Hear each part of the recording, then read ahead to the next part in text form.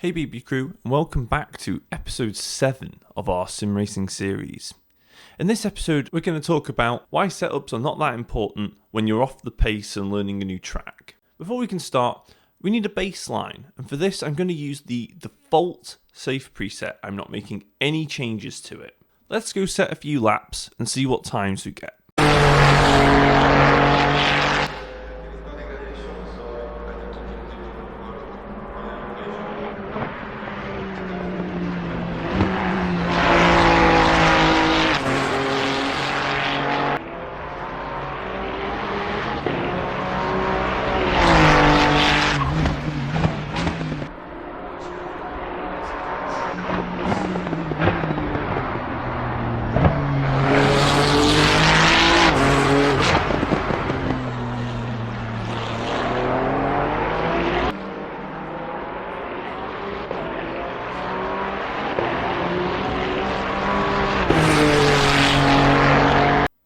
The default safe preset achieved the following: a 2-minute 2 4.20 and a 2-minute 1 7.20.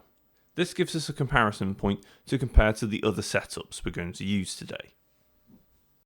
Okay, so you join me in the setup screen and I'm going to whiz through this as quick as I can. The first things first, we're going to sort the tyre pressures out. This is mission critical. If you don't get the tyre pressures right, you're basically just giving away free grip. You want to set the range between 26.5 to 28 when the tyre is hot. The tyres do not start hot, so they will build up to that pressure. It's a ballpark guess based on the previous reading. So this is 26.2. I've adjusted it upwards to try and get it to 26.5 to 28 for my next run out. Leave the toe alone. Adjust the camber to the maximum negative value it's got, and put 2 clicks or 1 click back on in a wet race. But otherwise, that's the optimal setting to have, regardless of the car, regardless of the track. Caster, smash that up to maximum because it gives you heavier steering and more force feedback, basically, in this game. Do very much the similar thing on the rear tyres, all corners. You may end up with asymmetric tyre pressures, and that's absolutely normal. Traction control, depending on the car, it will be between 2 to 4 or 3 to 6. In the case of the Ferrari and the Porsche, it's 3 to 6. In the case of everything else, it's 2 to 4. ABS, likewise, it's 2, 3, 4 region. 5 is even viable. Whatever feels right to you, whatever's comfortable to you. ECU map, so long as you're not locking the tyres, that is. ECU map, it's 1 on pretty much everything apart from the Porsche, which is 8. Look it up for the wet condition stuff, though, because that's very much depends on the car. Traction control 2, set it to 1 if you are running a mid-engine car, and set it to the maximum if you are running a front-engine car. The Aston Martin and the Ford have no penalty in lap time for running that to the maximum number, whereas mid-engine cars, they do have a little bit of a penalty for using it because they're a bit more rotatey and lively in the middle of the corner. Front brakes, run them on 1. If you're doing practice sessions, basically run them on 1. If you're doing an endurance race that goes over an hour, run number 2 for the front brakes. By default, these are set to 2 for no good reason. So put these back to 1 and you've got the correct brake on there. Set your tyre pressures to what they should be with this button down here. Don't forget to do that. Mechanical grip, leave all of this alone. Just focus on brake bias, getting that as far rearward as you can, and a steering ratio that suits you. Dampers, this right here is what you call a meta setup. This is a meta setup with a little bit of safety in it, and this is what we're actually going to run, as in we're going to leave all this alone.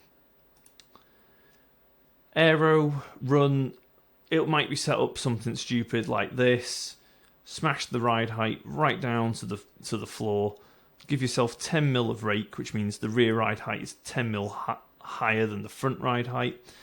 For a high or medium downforce track, things like Silverstone, Suzuka, etc. run the rear wing to maximum as well. Brake ducts, they are a per track thing and also track temperature thing. Make sure you run them so that your brakes are in the green as much as possible. Not blue, which is too cold, and not yellow or red, which would be catastrophic when they're too hot.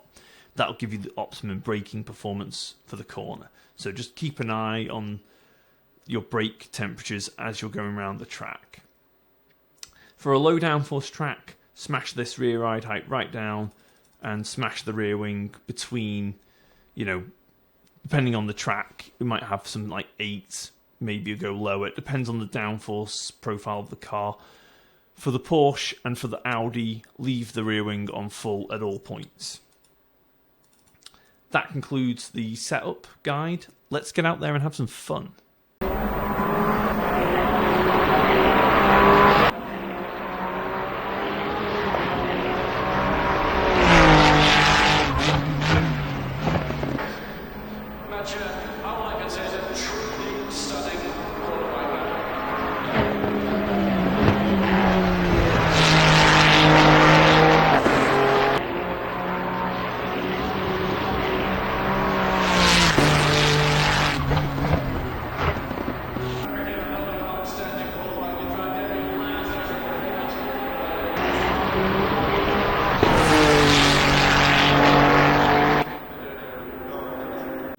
The modified setup was unsurprisingly the fastest.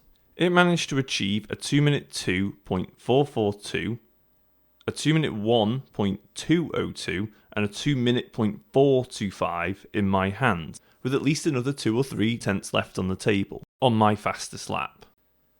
Now, this experiment wouldn't be complete if we didn't put the safe preset on a fair pedestal. I have made some very simple changes to this safe preset. The first and most important change I have made is the tyre pressures. I have set them to the exact same as the heavily modified setup. The other thing I have changed is the brakes, putting them to 1 instead of 2. And then all of the things that you can control on the wheel, that is traction control 2, ABS and the brake bias, I have set the same as the heavily modified setup. Let's get out there and see what I can achieve, shall we?